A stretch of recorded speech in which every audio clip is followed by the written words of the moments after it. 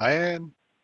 Hi, welcome to ARMA International's webinar, a deep dive into information governance case studies. Today's webinar is sponsored by the great folks at ASG. I am Ann Snyder, Manager of Content and Development at ARMA International. I'll be your host and moderator for this webinar. For those of you who have attained your IGP, the Information Governance Professional Certification, today's webinar counts toward one continuing education credit in the information management category. If you have a question during the webinar, feel free to ask in the Q&A box. We're unlikely to get to all questions, but we'll respond to any remaining questions received after the webinar has concluded. Before we get started, I just have a few housekeeping items to take care of. First up is InfoGovCon. It's already up there. Sorry about that. So excitingly, we are just over a week away from ARMA InfoCon 2020, which is all virtual this year. The annual conference will take place the week of October 26th with pre and post-conference events as well. Register now for InfoCon and take advantage of the current registration rates. Late registration rates begin the 19th, so you have just a few more days to go. So ARMA InfoCon 2020 has over 100 IGP and CIP credit eligible sessions to choose from, with on-demand sessions available through January 24th of 2021. Awarding of credits is of course subject to the rules of each accrediting organization, which may include requirements on in-session time to receive credits for the session and limitations on the total number of credits allowable. This is a must-attend event and includes compelling keynotes, industry roundtables, best-in-class sessions, on-demand learning, and creative ways to connect with your peers and industry partners. And we've just spent the last couple weeks actually, with our team reviewing some of the presentations, and there are some really great sessions out there. And I just want to give a shout out to Kayla Rodriguez, who's been doing a fantastic job. So without further ado. Looking forward to it. Right. Without further ado, let me introduce our panelists. We're joined today, if I can advance the slide here. We're joined today by my colleague, Nick Inglis, who's actually working behind the scenes here. He's the Executive Director of Content and Programming at ARMA. He is the author of Information, the comprehensive overview of the information profession. Nick, I want to just give you a shout out quickly. Everybody. All right.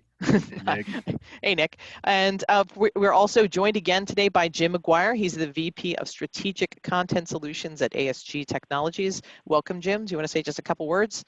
Thank you, Ann. It's a pleasure to be here. I really do enjoy these sessions with you, and I'm not going to deny it. Me too. So anyway, let's get into the agenda here. Jim has some really great case studies to get into. I would like to take just a second to discuss the background of this. Today's content builds on a webinar that ARMA did with ASG back in February. It was called Take Your IG Program to the Next Level with Continuous Auditing and Analytics. And we'll send the link to that after the webinar. If you haven't had a chance to view it, I hope you'll take the time to do so. We also have a white paper coming out that does a deeper dive into these and some of the methodologies that we're going to touch on a little bit today. And I'm just going to take a few minutes to review some of the content that we covered in that session to set the stage for today's discussion, which is really very case study focused. And we'll start with first the problem that we're trying to address with this continuous auditing and analytics approach, and that's the siloed point-in-time approach. The project approach basically to IG, and not having it part of an overall truly information governance strategic approach to how you handle your information. And we'll tell you what we mean also by continuing auditing and continuous auditing and analytics. And the idea that it's important to move your IG efforts upstream to catch information problems in real time and manage information in real time, as opposed to doing these one-off staccatic sort of efforts. And then we'll talk a little bit about the benefits of managing information in real time. And then we'll turn to some of the case studies, and we'll open it up to a Q&A at the end if we have time for that. But we do have a lot of content that we were trying to get through here. Yeah, I was tempted to cram in more, but.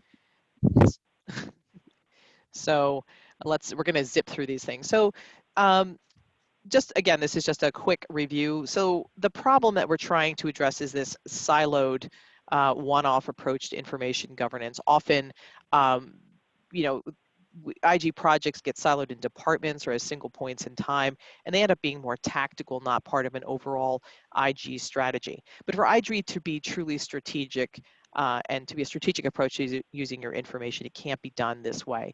It has to, if you want to fully enable your information to be a useful asset and a reduced liability, it has to be effectively governed throughout its life cycle.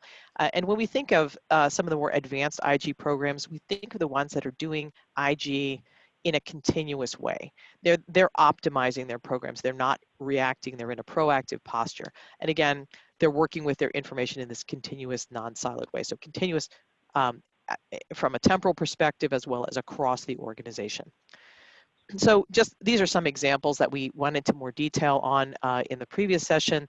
One example is the policies and procedures have been updated. You have trained your employees on these new policies. The question is, do they understand? Are they complying? What if you could identify and correct policy deviations as they occurred? This continuous auditing and analytics approach offers the possibility to do that. Example 2, you've just completed this massive data remediation project. Have people resumed their old habits? Are they putting, that sensitive information back in the places it shouldn't be in the first place? What if you could avoid a costly redo of that remediation? So you've cleaned up on the back end, and now you're stemming the flow of having this happen again. Example 3. You've completed a data reconciliation. We do these kinds of things all the time as we're checking data, checking the books at the end of the month, at the end of the quarter, at the end of the year. The question is, are the same errors and inconsistencies cropping up again? What if you could catch and clean up these errors in real time and improve the quality of your information and reduce all these manual steps, the cleanup downstream, which can be incredibly costly. And a lot of the examples Jim's going to get into today dig into that topic in particular. So next we'll move to just a quick high level of what we mean. That's the promise of what this continuing auditing and analytics approach offers. So what do we mean by this? So let's parse the words for a second there. And I also just want to take a second to distinguish ASG, who's going to be talking about the case studies today, does have a tool by a similar name, but we're talking here about a methodology. And Jim will talk to the tool in just a bit. So the first thing is continuous. So it's ongoing all the time. It's not a point in time. It's not every month, quarterly, or a year. The next time I get budget to do this again, which is often a real challenge. It's looking at the data in real time. So you're checking invoices against the PO in real time, finding out that there's an error or an inconsistency which is outside of acceptable parameters. So you can catch those exceptions rather than letting the problem sort of move downstream in the information life cycle, and get into systems where it's really hard to back it out. Right, get all the way into accounts payable, or even worse yet, get paid, and now you have to back it out. Good luck with that. The auditing part of this, we often think about, auditing in the financial sense. Just think of it, you're doing your taxes. The IRS is, looking at your records, it's checking your books, comparing them. And that's what we're talking about here, this auditing, checking what the behavior is in the background, what the data is doing in the background. The analytics part is, obviously you're doing some kind of analysis on what you are finding and evaluating it in a way that allows you to act on it. So if we continue with that IRS example, if there's something wrong, are you missing records, are your numbers off, you have to, that's what that analysis is when they're comparing the different. Identifying the exceptions, right? Exactly, right. Exactly. So, and then the idea is, instead of handling this, again, after the fact in a cleanup method, a continuous auditing and analytics approach moves the operation upstream to an earlier point in time where you can catch and prevent these things from happening. And it lets you deal with and focus on the exceptions, which can save you a tremendous amount of time. And as I think some of the examples Jim's going to get into, actually a tremendous amount of time. Sometimes workforces are spending, I think the one example you had, Jim, was people were spending over 50% of their time dealing with these exceptions Right. after the fact, backing them up. And now that they've caught them in real time, it's a much more streamlined effort. And even in automated processes, and that's the thing of it, right? In Right. that AP case you talked about, Hmm. you know, they're doing matching, the POs that match, everything's cool. It's the ones where the exception occurs that's taking up all their time, Hmm. right? That's where I got to now do investigation, root cause analysis. This is a one-off. Do I have a systemic problem that requires some type of corrective action? Hmm. Um, so yeah. So, and the thing that's also interesting about all of this is that what you're learning in these projects, as you're doing, say, a reconciliation or you're doing a remediation, is you're actually learning many of the elements necessary to develop the business rules to set up the processes upstream. And so that's what Jim is going to be talking about today. He's going to now talk about how people have implemented these solutions upstream, and he's going to go through. I think he has 3 case studies, and if we have time, we'll I think cover a fourth one. Yep. Okay. So if we can. All right. And So there are this, so many yes, more, Anne. I mean, they're right. basically a handful out of what I've quickly learned with audit and analytics is that there's really very few business processes that can't benefit from it. Mhm.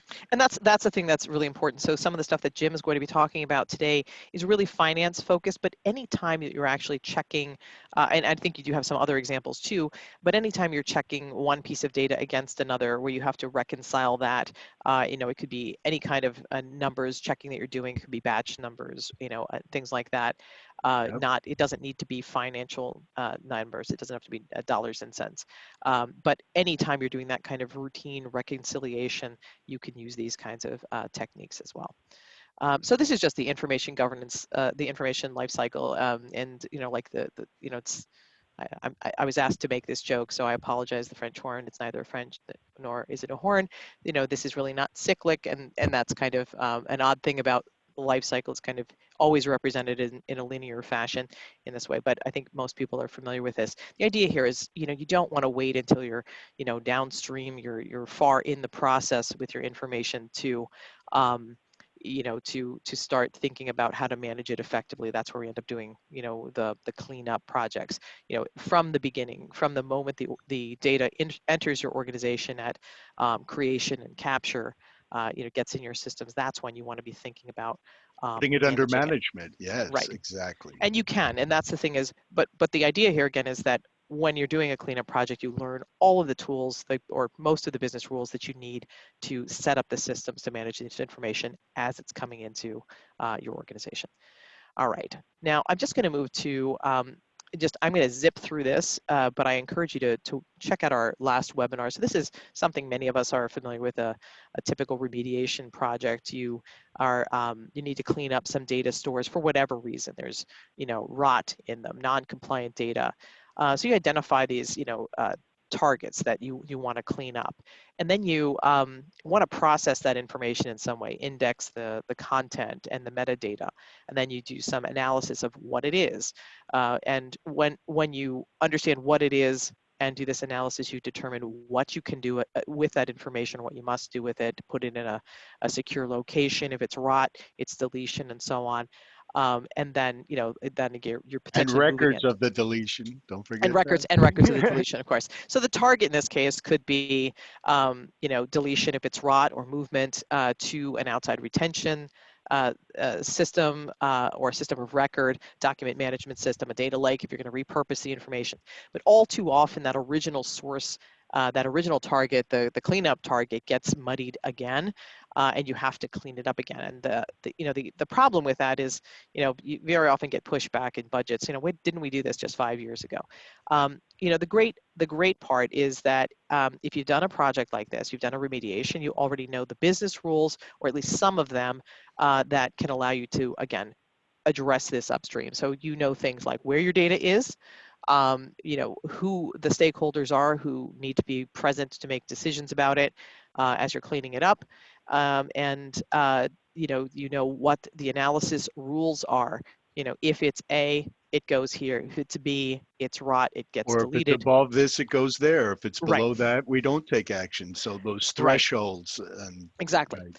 And I think the thresholds also apply specifically in the context too of the one we're going to zip to next. And again, I'm zipping through these really fast because we're just covering just some past ground and setting the stage for what Jim's going to talk to you about. So this is sort of just a typical information reconciliation. You might think of this invoice scenario. This is something that even if you're not focused, if very heavily finance focused, many of us have to do that as part of our routine business responsibilities.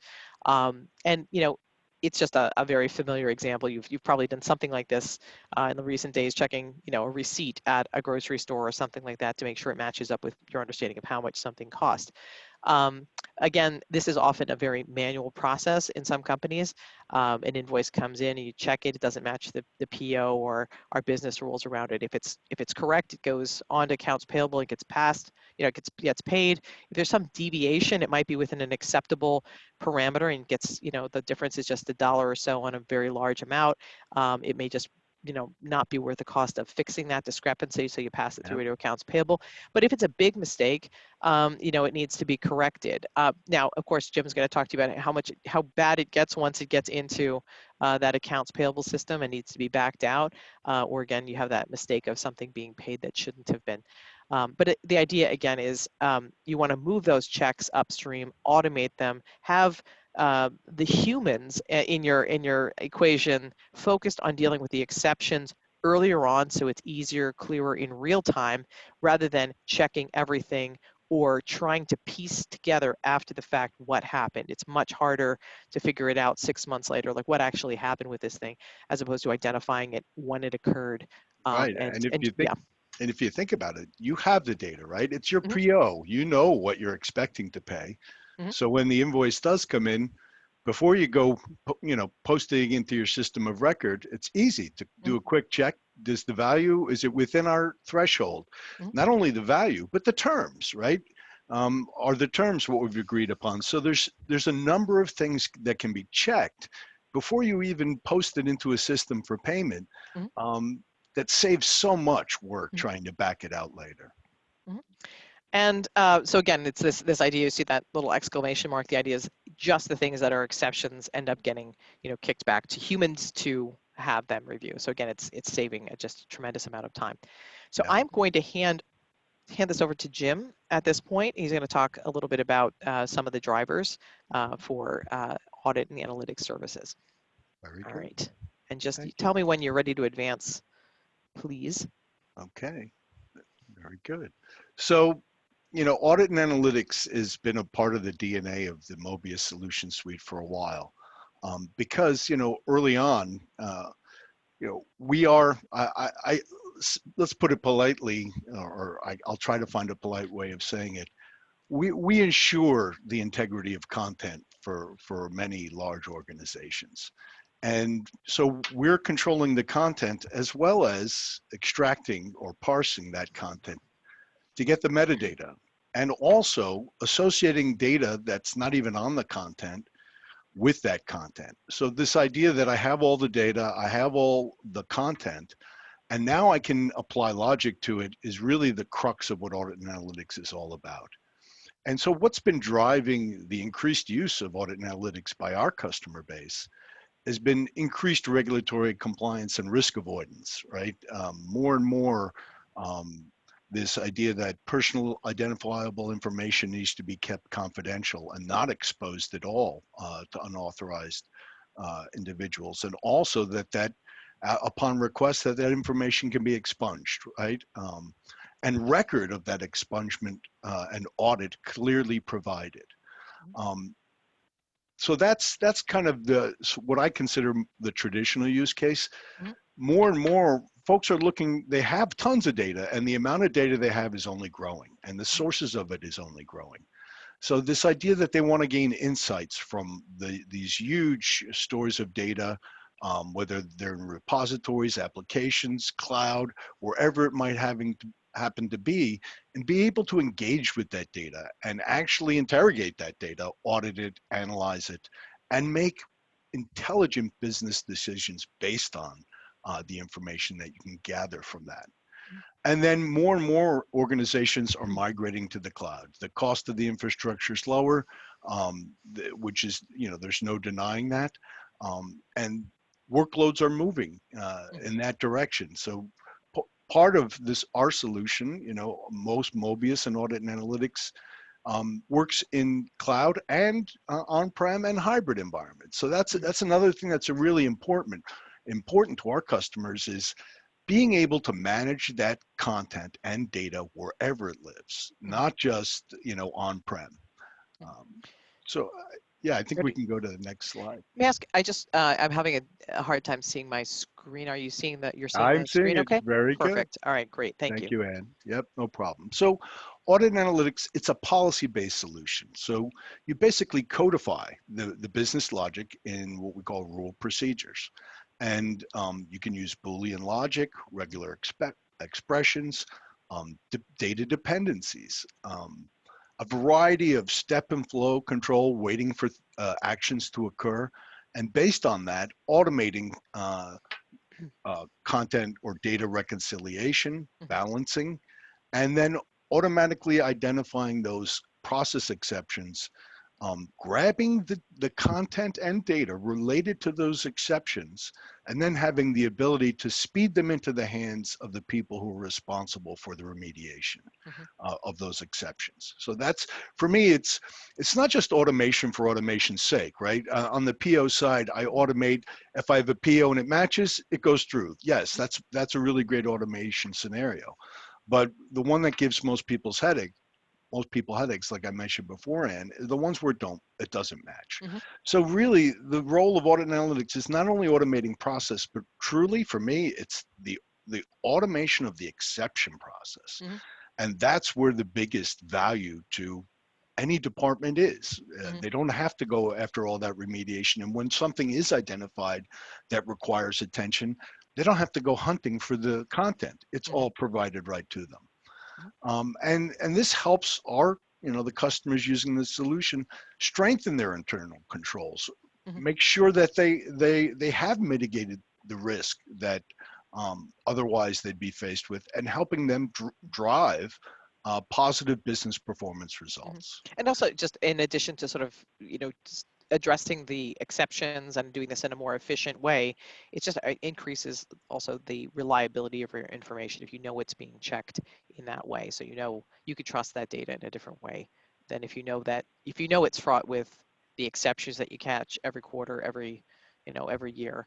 How can you trust it? That's right. That's another role, and I'll talk about it momentarily in one of the use cases of Audit and Analytics. Is many organizations have these large systems, ERP systems like SAP and others, and oftentimes it's not really best to query against those systems. So many organizations have data warehouses like SAP Business Objects, or the old Cognos Impromptu and PowerPlay.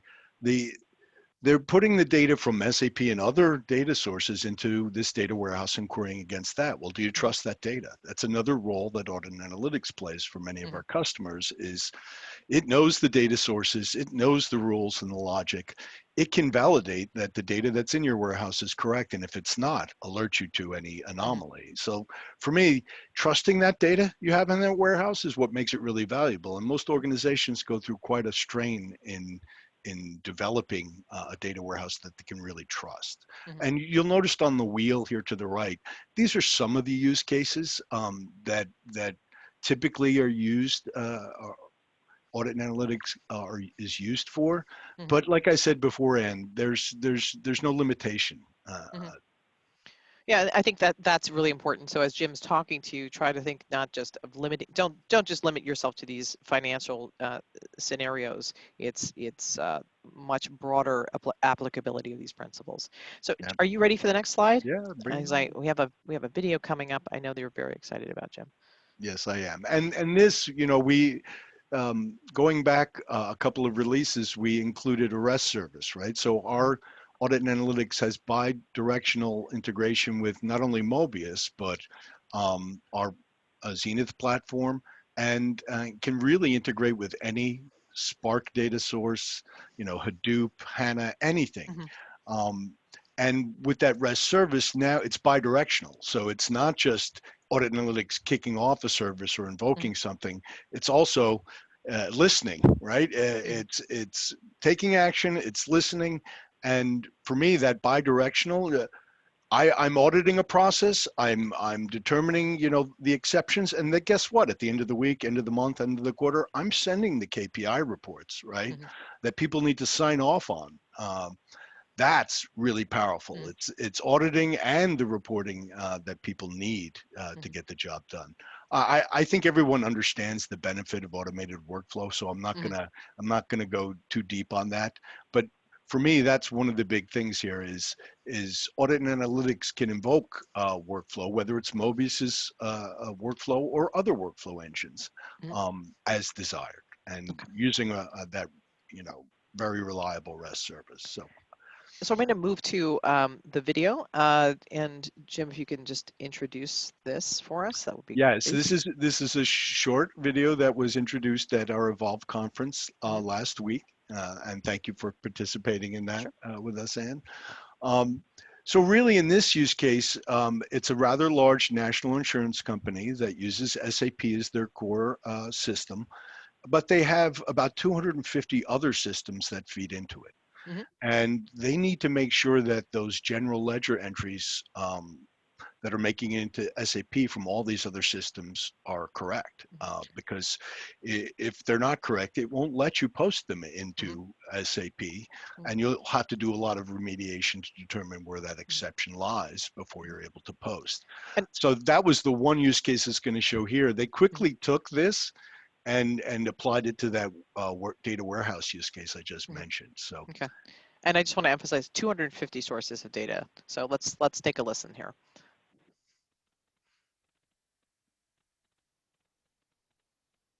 Over 40,000 companies worldwide rely on SAP to run some form of their business.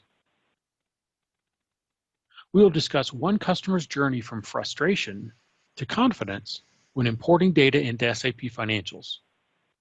In large organizations, financial data exists in multiple applications. For a consolidated view of the company financials, data from many systems needs to be imported into SAP. Even slight differences in rounding rules, data precision from one application to the next, can lead to minor mismatches in the numbers. When loading data, if the sum of thousands of values is off from what SAP is expecting by even a penny, the entire load fails. Person hours are wasted researching potential sources of the error, finding that one row out of 100,000 that's the issue, and then fixing the error. Delayed imports mean delayed access to financials, and at the wrong time of the year, even delays in closing the books. ASG's Audit and Analytics Services solves this problem by pre-validating the data before the import into SAP by reconciling the data against known good sources. It extracts the bad data and alerts team members to the issue and highlights the errant rows. This allows only validated data to import into SAP. The benefits to this include virtually eliminating SAP import failures due to bad data, reducing the time to research that bad data because the mismatches are already identified, and finally, success breeds success. From one success, others are identified and then implemented. Other teams learn of success and find new uses, and so on. In this demonstration, we will look at the Audit and Analytics Services dashboard to quickly view the status of this daily validation. We'll see the message and logs for this execution and see how to re-execute that task once the problem is resolved. Finally, we'll discuss how customers can extend these features for hands-off, enterprise automated solutions. We're now looking at the Audit and Analytics Services main dashboard. This browser interface will only show the applications to which a user has access and allows or prevents activities based on user privileges. I can quickly see that the SAP data validation application has a status of not balanced. This indicates that today's daily import file had problems. Clicking into the application, I can see all of its associated tasks. There's only one task in this application. The complex systems may involve numerous tasks, which can be linked together so that they only run if their predecessors are successful. Let's find out why this task failed. I can see in the message that out of all of the rows that were compared, 4 had some form of mismatch. That may be because the rows didn't exist in either the source or target comparison data sources, or the rows did exist, but the numeric totals didn't match. In either case, I can look at the logs to determine the cause of the errors and quickly resolve those. After the problem is resolved, I now have a new import file to use. So let's run this again. We can do that using the Run button here.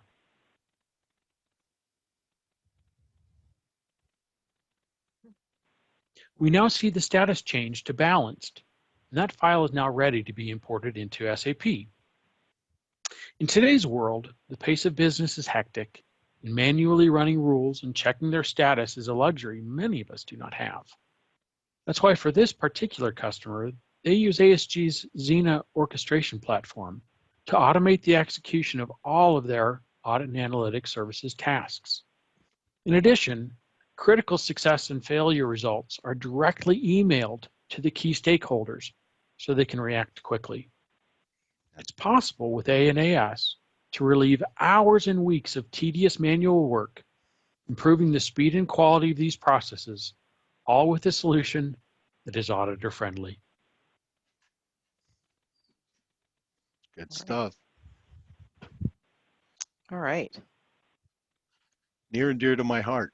All right. So we're going to get into, well, we've just been through that one case Well, study. can we stop for here for a second before we Sure, go to the next one? absolutely, Because I'd like to sure. chat about it a little bit. Because, like I said, Ann, I came from a chemical manufacturing background. I worked for 15 years in chemical manufacturing, and actually, my introduction to content management was looking for a content archive for SAP. And one of the things I learned with SAP is that you better make sure you put the right data in there. Okay, it does exactly what it says it does as a system, and you can rely on it, but you have to have the right data in there. If you load bad data into SAP and then start creating transactions with it, now you've got a whole new set of problems, Right. because with bad data you can't complete the transactions. If the transactions cannot be completed or business complete, you can't archive them in the SAP world. So getting the data right in an SAP world is extremely important. And that was with the GL ledger. Just think, you can do the exact same thing they were showing there on the data side. So I have a data warehouse. I'm loading up lots of information from multiple sources. And typically a data warehouse project is not a few months project. It's usually a couple of years getting it all set up. And then one of the big challenges, do you trust the data there? I literally got my boss, when I was a chemist, I was a global supply chain director, would come to me every single week, and say, I don't trust what's in the data warehouse, Jim. Run the reports in SAP, compare them, find if there's any anomalies, and show me which data I can trust. Boy, did I wish I had Audit Analytics back then. But Many anyway, late nights doing it manually, right? Well, it was an exercise that, it took an afternoon. It took a half a day, but it became part of the routine that I was wasting basically a half a day every week just to validate the reporting information was correct. And wouldn't it be nice if I didn't have to? If I always think of Audit Analytics like the old scrubbing bubbles commercial. It does the work so I don't have to. You know what I mean? So anyway. All right, so let's go on to the next use case. All righty. So I think you're ready for me to advance the slide, I think? Sure. So we can see. All righty. Okay, so in this case, verification new accounts. In the US, investment dealers and brokers are required by federal law to implement reasonable procedures to make sure that any person seeking to open an account, that you verify their identity, that you make sure that they're not on a terrorist watch list or suspected of being a terrorist. And the final regulation applies to brokers and dealers in securities, except for brokers and dealers that register with the Securities and Exchange Commission. Mhm. So it's very important that they're able to certify. You have to document that you've done this. It's not something that you can just say, yeah, we did it. You actually have to document and show the records and the identity and what you've actually determined. So with Audit and Analytics, we reconcile that the weekly report that identifies new account transactions Mhm. with the PO box address, and then we compare it against the internal customer database tables. Mhm. And then we're able to create a list of items that require a person to review, and a list of items that have automatically been processed and don't require review. And then this report gets archived into Mobius and then sent to the appropriate process participants and stakeholders. It significantly reduces the time, improves efficiency, um, significant reduction in any potential errors, and also fines. I mean, if you don't comply with these, Right. there are fines, and Mhm. it's not oh, you messed up, one fine. It's, I'm fining you on each one of these that you messed up, Mhm. and that can add up. Mhm. All right. You ready for the next one here, Jim? Sure, bring All it right. on. So use case 2, fund control. Fund control. Let me take a sip. So a monthly analysis of retail transfer agent fees, TA fees, which is applicable to both retail and wholesale investment companies. Any fund where the TA fee exceeds the threshold is marked Mhm. for review to determine if the anomalies are justified or an indication of some other issue, Mhm. right? Which hopefully is not systemic, but you want to determine that. Right. So after the analysis completed, a memo with the monthly totals TA fee bill is created and sent to the control management for sign off. And they then send it on to the expense and corporate accountings group. Um, so all of this is automated. The identification of any TA fees that exceed the thresholds, and the reporting on them. And if the total TA fee, all the total fees for the month, so you have that weekly reporting, and then you also have the monthly reports that go out that the control management has to sign off on. Mhm. For me, that's the beauty of this automated process: is you're auditing, you're analyzing, and you're reporting, and you have buy-in and sign-off. So there's visibility to process. When I was a process manager, a customer service and supply chain manager was the most important thing to me. Mhm. Process transparency. So that's the fund control use case. All right. And so again, we just have a summary here of the sort of the overall benefits of that too. Right. I mean, reducing time, reducing the errors, the fines, and automating, for me, the documentation of those audits is critically Mhm. important. It's something we've always, it's been one of our claims to fame on the Mobius end is being very auditor friendly, right? Getting into their hands the information they need Quickly. quickly and easily. Mhm. Yes. It's making that auditing part of doing business so it's not a disruption too, is I think the Exactly. piece. It's and once you've set it up, that's the other beauty of this. There's a little work setting it up, but once you've set it up, it's set it and let it Mhm. go and Mhm. let it run, and it identifies exceptions, and it also allows you to identify systemic problems. That's the Mhm. beauty of it. And then you can tweak your process, right? Mhm. If you do find systemic issues, is it an issue with my customer, my vendor, Mhm. my employee, or is it really something wrong with my process? And you can't get those insights if you're trying to look at those as one-offs. No, I think that's something that you and I were talking about, that you don't, just by pooling the data in this way and seeing it together, you could see those anomalies that if they were coming at you one at a time, you wouldn't you don't necessarily integrate. recognize them, right? Mhm. And that's the other thing. Whenever you do, any type of remediation on an exception, I'm Mhm. a big believer in coding, right? Mhm. You put a reason code on it, Right. and by making those logical groupings, it certainly makes it a lot easier to manage. Mhm. Um, So yeah, Looking for patterns in those, right? exactly, exactly. So the next one is a use case 3 is this client administration scenario. So unsolicited accounts. Yes, unsolicited accounts. So in this case, when a customer account changes from being managed by an external retail broker to being managed internally, or is a new account set up being managed internally, there's a compliance requirement that a registered principal sign off on the unsolicited account and a compliance correspondence be sent to the customer. Audit and Analytics first queries the internal customer database tables, identifies unsolicited accounts, which include all account funds that have been changed to the internal dealer ID value since the previous day.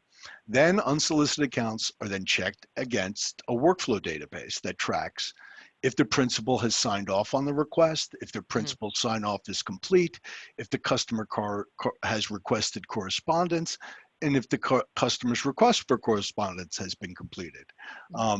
So if the unsolicited account cannot be reconciled with the workflow database, it's flagged for review. And that a weekly status report is generated by Audit and Analytics. It gets archived to Mobius and automatically sent to the appropriate folks within the organization that need to look at all those flagged unsolicited accounts. And having it done this way, here are the ones you need to focus on instead of going, okay, I got this stack of hay, where's the bent needle in here? I mean, for me, it really streamlines what used to be a real headache for them. So in this case, these 3 use cases we've been talking about are all come from one of our customers, Invesco. And I think I related this to you, Anne. These were the first handful they started with, and they very quickly saw that they could do this in many other places. So I think within a year and a half, they had another 3 dozen processes that they had expanded the use of Audit and Analytics to. They like to say to me, Jim, there's no process too big or small that can't benefit from Audit and Analytics. Now we are at, we have about 15 minutes to go. I just want to do a quick check-in, Nick. We have another video we'd like to add, but I was just wondering if we have any questions that we can just maybe take 1 or 2 of them now so we can make sure we get them in. Let's put the call out for questions now. Folks, if you have questions, go ahead and pop them into the Q&A, and we'll do our best to get to those. All right, so I'll just, I'll move then to, do you want to move to this video, Jim? Can you do a little bit of a setup? One of the other things we had promised, I think, Anne, was a use case on federation. I mean, that's the other thing. If we could only manage the content in our repository, how much fun would that be? But we can link to any CMIS repository, and we also have an SDK that allows you to build an adapter for any repository. I mean, literally, we have customers that are connecting to old SAP databases archives called Sionic, if anybody's familiar with those. So there's no application or content store that we can't integrate with. It was always the mantra of the founder of Mobius that you integrate the content at the content level. And that's basically what he's done. You're integrating the content at the content level. So yeah, let's take a look. Before we turn to this, so one of the things we were looking at, that sort of common scenario we're talking about, we're used to sort of a remediation where we're cleaning up data stores. And I think that one of the issues that leads to those buckets of data being all over the place in suboptimal locations on somebody's laptop or in a shared drive or something like that, where it's more convenient for people, is that you don't have this kind of connection between the sources of data. So people create shortcuts, workarounds to get those convenience copies ready for themselves, which often requires them to pull something out of a database where they shouldn't. So you have maybe potentially out of sequence versions of things, sensitive data in locations it shouldn't be. Whereas this kind of federated service, which presents up sort of in a single pane of glass to the customers, all the things that they need to, is not only more efficient, but it also avoids some of those hiccups that lead to the messes, right? They can see all the things, they don't have to know where it is. That's the beauty of it. It may be they pulled back a result and it was 6 pieces of content and they came from 6 different systems, they don't have to know. They don't want to know, Right. and nor should they have to know. And the statistics, the amount of time consumed where people are just looking for data, I heard some really frightening numbers on that, but whatever they are, we spend many, many hours per week just looking for things as knowledge workers. And that's not only inefficient, but it leads to all kinds of, sometimes you can't find it, you're recreating the wheel, but also just not doing your work as well as you could, poor customer service, internal or external customers, it really doesn't matter. So I used to be a customer service manager, and that was our mantra, was one and done. If you got a call, whether it was an order or an inquiry, you wanted to do it one and done. And anytime I had to call them back because I had to go look stuff up because it was in the mainframe and not in the open system, and all those things they have to do to try to get the information. If I can, while I'm on the phone with them, do a query, bring back everything that I'm authorized to see. And that's the other beauty of having a policy-driven solution, is that users can see that federated view to content, but only what they can, what they're authorized to see. And we're the only vendor I'm aware of that can actually redact content. We can literally apply redaction policies across our repositories, both open system and mainframe, as well as other integrated repositories. So I can have one policy redacting content in all these systems, and that's pretty powerful. All right, well, let's take a look at this. Here we go.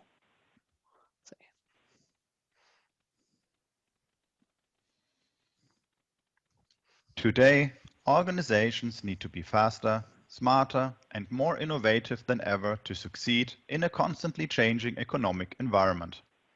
Responding to, even anticipating change demands effective use of information, and much of that information rests in ever-growing volumes of content. Thereby, a big challenge is that organizations have multiple content collections stored within various databases, repositories, and even network file shares, some likely acquired through corporate mergers. Departments often maintain their own collections and collaboration tools designed to address workgroup needs. With the increasing prevalence of cloud-connected repositories, more silos become present on a regular basis. ASG provides organizations choice for how they want to rationalize and consolidate their content repositories and information stores. Mobius Federation Services provide the foundation for that choice and allow organizations to choose to migrate content, including support for raw content migration from one repository to another, retire repositories over time with pre-built connects we have with our partner Simplify that allow for rolling migration of content from legacy repositories, consolidate and centralize access to federated repositories through Mobius and delivered through our REST APIs to custom and packaged applications, to vertical processes within a department such as finance, and to horizontal processes with a privacy mandate such as compliance. In this demonstration, we will show you how Mobius administrators establish federated access to repositories. We will also demonstrate how we support a simple horizontal process by searching across federated repositories and applying redaction of sensitive information. Here is how administrators set up and configure Mobius Federation services in Mobius View. On the Content Repositories tab, we see a list of configured content repositories. Administrators can establish connection to an existing repository by creating a new entry and choosing the type of adapter to use to connect to this repository. Available adapter types include Mobius to connect to Mobius repositories on both mainframe and open systems, CMIS to connect to CMIS compliant repositories like Alfresco, IBM CMOD or others, SharePoint, and Custom to connect to custom developed adapters for repositories that do not support CMIS. For a CMIS repository like Alfresco in our example, we choose CMIS as repository type. For transparent search across multiple repositories, we need to have universal indexes enabled. We will also enable redaction for content in this repository. This is supported by a policy set up in a separate demonstration and allows us to apply a horizontal compliance process to information in this repository and others. In the next step, we need to configure the connection and create the CMIS host first. The administrator needs only a few parameters to complete the setup of this repository: the service endpoint, whether to use AtomPub or web services, an admin user to connect, and the respective password. What CMIS repository object type this access supports. And lastly, we define what authentication is used. For this demo, we're simply using an administrative alias. Since we have enabled the universal indexes, the button for indexes is active. Our administrator can now map every single repository field to the central universal index, either manually or automatically. For our demo, we have mapped the full text index and one field called name. This step is essential in helping minimize business disruption, as our federated access takes full advantage of the existing repository's information to establish cross-repository search. Let's now see federation in action. For this, we are using a custom application interface called Mobius Explorer, which is available as an alternative to the Mobius View viewer. We have chosen to use Mobius Explorer to demonstrate the flexibility and power of Mobius View REST API, which is the foundation for this interface. With the repositories configured, we're now going to search for all bank statements in our Alfresco and Mobius repositories where the index name contains the string Smith. Our search returns us a consolidated result list. We previously established a redaction policy to redact the account number. To see it in action, we'll first open one of our results from the Mobius repository. Notice the account number is redacted as the policy has been applied to hide sensitive information. Our user in this demonstration has broad permissions. Clicking at the icon at the top of the page allows this user to switch to the unredacted version where you can see the account number. This redaction is applied on the fly per the policy's definition. Now let's look at the Alfresco document, and we will see the same string of access as in the Mobius document and the same icon for the user to click on. When doing so, this view switches to the unredacted document as well. We shared in this demonstration how administrators set up Mobius Federation services to federate access to CMIS and non-CMIS repositories. We also demonstrated how we can search across repositories and apply a compliance policy to redact sensitive information in federated content sources. Mobius Federation services provide organizations with choice for how they want to rationalize and consolidate content sources. Organizations can choose to migrate content, retire repositories over time, or simply consolidate access to rationalize their spend, reduce time to value, and minimize business disruption. Okay. I wish Sean had hit the auto index button. Auto map, it's one of my favorite features. So if I have my Mobius repository, my Alfresco, I click that one button, it'll automatically map what it thinks the fields are. And it gets them right most of the time. And you have the obvious, it's easy to change it, right? To modify it as needed. So that's a use case that's near and dear to my heart, right? That is the customer care supply chain director's dream, the guy I used to be in the business world, because I can see it all right at my fingertips. It enables that one and done scenario. Mm-hmm. It also allows an organization to really think about those islands of information they have. I mean, in the case of Liberty Mutual, they've moved a lot of their stuff to the cloud with us, but Mm-hmm. they had, you know, Alfresco, Documentum. They had a bunch of these, what they called um, fixed fortifications. They were hard to handle, Mm-hmm. and in some cases, there's so much information in there. It's so important. The strategy is to integrate, right? And in other cases, it's as that stuff ages out, we're going to migrate it behind the scenes over to Mobius and just let it age out. Right. So it really depends on what makes the most sense. Migrating a large volume of content is not always the best way to go. If it'll cost you a small fraction of what that migration would cost just to build an adapter and integrate it. Um, so those are all things that I know so many organizations right now are going through, you know, what I would call, you know, their content strategy. They're looking at what they've been doing over, you know, decades, and does it make sense in the new world order, and trying to rationalize what's the best way to handle it. And for me, I'm very proud of ASG and the Mobius suite, because I think we have a solution that can enable organizations of any size, right? Big or small, and really allow them to govern the information that is vital to their business, right? People need access to the information, but just the information they're authorized to see, right? Right.